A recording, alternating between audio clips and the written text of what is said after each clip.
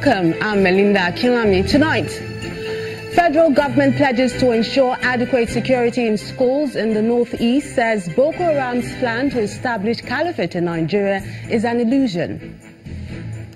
Community in Delta State calls for protection from suspected herdsmen as Benue State government asks security forces to dislodge killer herders from an island. Senate summons Minister of State for Aviation, Hadi Sirika, to explain recent air mishaps in the country, questions ministry's commitment to due diligence. And over 30 people killed as Russian military transport plane crashes in Syria. On business news tonight, House of Representatives to investigate alleged 3 billion naira loss of proceeds from the sale of Power Holding Company of Nigeria. And on sports news, Nigerian champions Plateau United hope to overturn a 4-2 defeat in the second leg of the final qualifying round of the CAF Champions League. And from Abuja, House of Representatives seeks quick action to avert planned industrial action by all depot owners and petroleum marketers.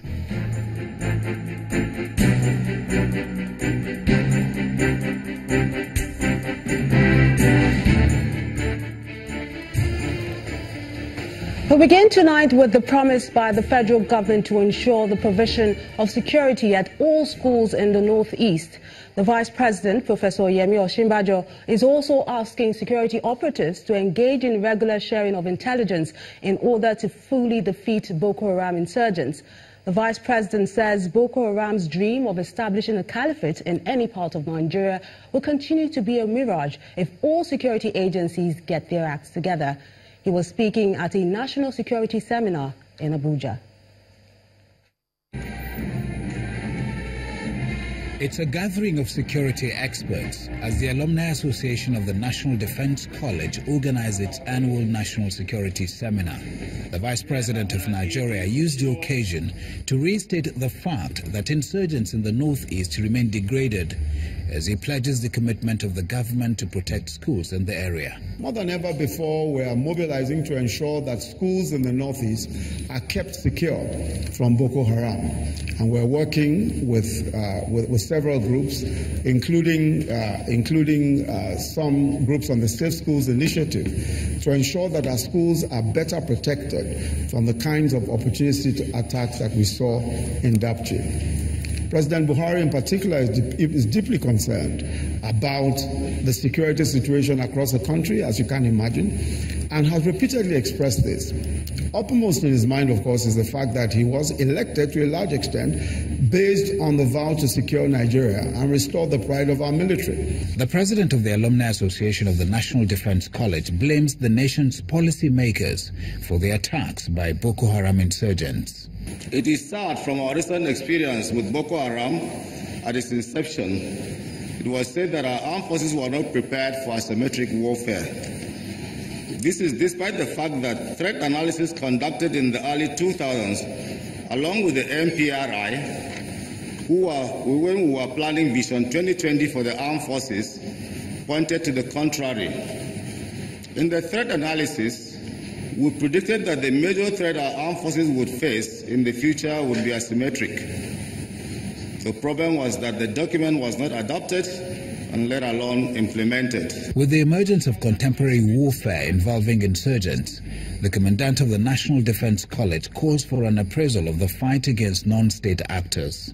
But it's also necessary for us to understand that in this part of the climb, particularly in Africa, irrespective of what is obtainable in terms of the symmetric interstate warfare obtainable elsewhere, in Africa and indeed in Nigeria, we contend more with intrastate warfare. We contend more with asymmetric warfare in the forms of insurgencies, agitations, and terrorism.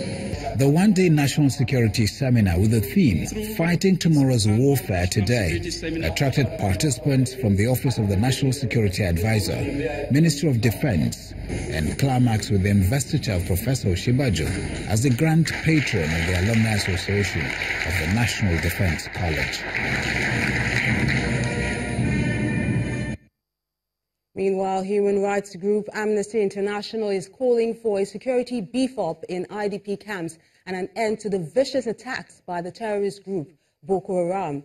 In a statement, the director, Amnesty International Nigeria, Mr. Osai Ojugo, condemned last week's attack on an internally displaced persons camp in Ran, Borno State, as well as the abduction of 110 schoolgirls from Dapchi in Yobe State.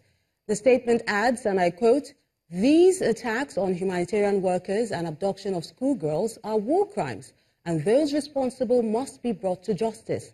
Attacks on schools also violate the right to education and must be halted." End of quote. The group notes that the suspension of the humanitarian assistance in Ran as a result of the attack will worsen the condition of the displaced persons there. Staying with security matters, at least 4 people have been killed in an attack at the Munadati area of Maiduguri, the Borno State capital. A female suicide bomber reportedly detonated an improvised explosive device strapped to his body, killing himself and 3 civilian JTF members. The police public relations officer in the state, Joseph Kagji, who confirmed the incident, says 17 people were injured in that attack, which occurred at about 8:30 last night. The injured have been taken to the University of Maiduguri Teaching Hospital. Last night's incident is the second suicide bombing this year in Muna Garage area of Maiduguri, which has been a target for the assailants. Moving down south, a community in Delta State has been thrown into mourning following the killing of a farmer by suspected herdsmen. The man's wife and 16-year-old son were also injured in the incident. Residents are now asking government to protect them and bring the perpetrators to justice. Sounds of sorrow rent the air in Ethiopia East local government area of Delta State, as the home of late Mr. Happy Akwamiamian is thrown into mourning from his alleged killing by suspected herdsmen. Relatives, neighbors and sympathizers, including the member representing Ethiopia East constituency in the Delta State House of Assembly, are here to mourn with the family over the loss. I never expected my brother to leave me so soon. The wife of the deceased, who was attacked whilst working in the farm with her late husband and their 16-year-old son, narrates the ordeal. When we look back like this, now we see the 2 are broken. One tall, the other was short small.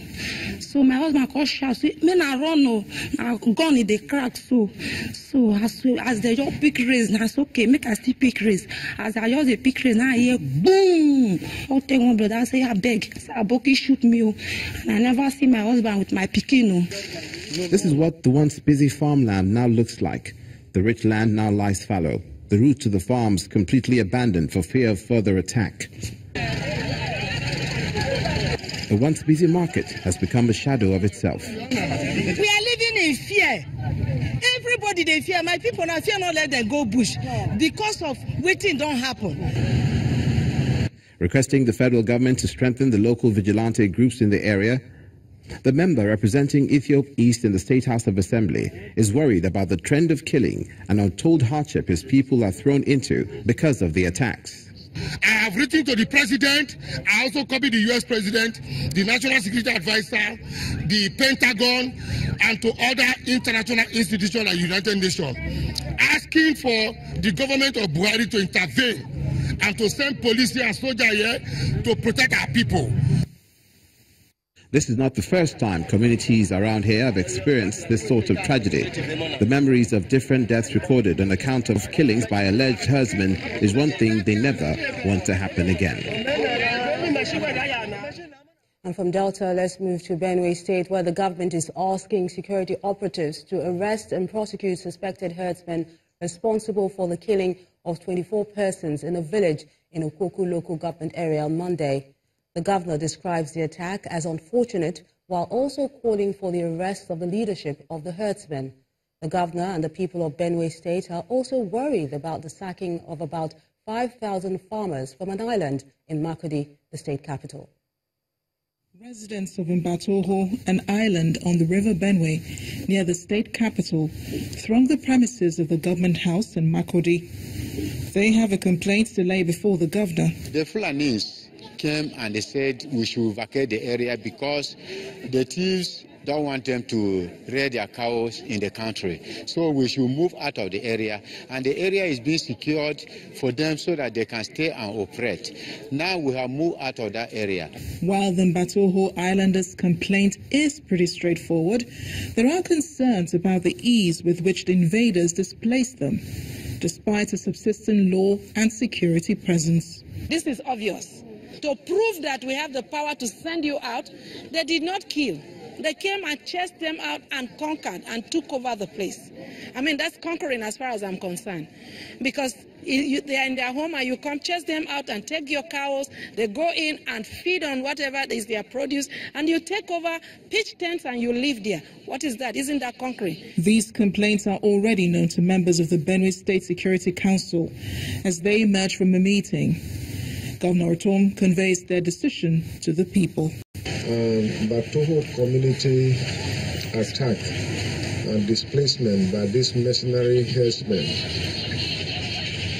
was featured, and it was discussed extensively, and we have taken steps, and I believe that within the week the security agencies should swing into action and ensure that we chase away all the killer herdsmen and mercenaries that invaded your land. The assurance from the governor will only make sense to displaced inhabitants of the island farming community if their ancestral home is secured and they can return to their livelihood.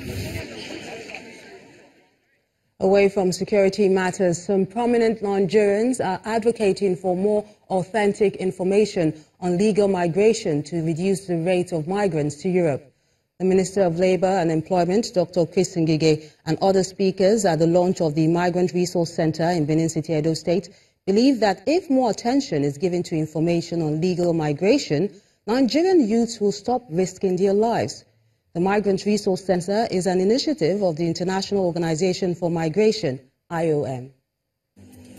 The arrival of the Minister of Labour and Employment, Dr. Chris Ngige, allows the official opening of the ceremony for the launch of the Migrant Resource Centre and handover of equipment in Benin City, the Edo State capital.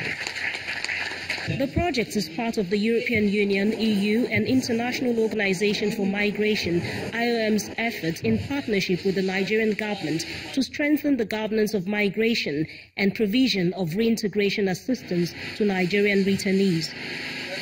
A representative of IOM's Chief of Mission, Nigeria, explains the scope of the center. It's meant to serve migrants, returning migrants, as well as potential migrants, to make informed decisions by having access to proper counseling about what the dangers of irregular migration are, about the opportunities that they have to migrate regularly, what requirements they need, and so forth. The Minister of Labour and Employment, Dr. Chris Ngige, highlights the importance of the project, the third in the country. There is the need for the establishment of Migrant Resource Centre in Benin City, a very impressive need. And this is predicated on the fact that the high incidence of irregular migration and trafficking in persons from this state is very high. The launch of the Resource Centre succeeds the Minister's speech. The realization of this project is a real delight to some key project partners who come in direct contact with returnees and thus understands the uncertainty which plagues them. Now that the centre is commissioned, of course, trafficking, illegal migration goes on daily basis. So I expect that we should have a positive impact immediately. The message has been that possibilities abound for citizens to grow right at home.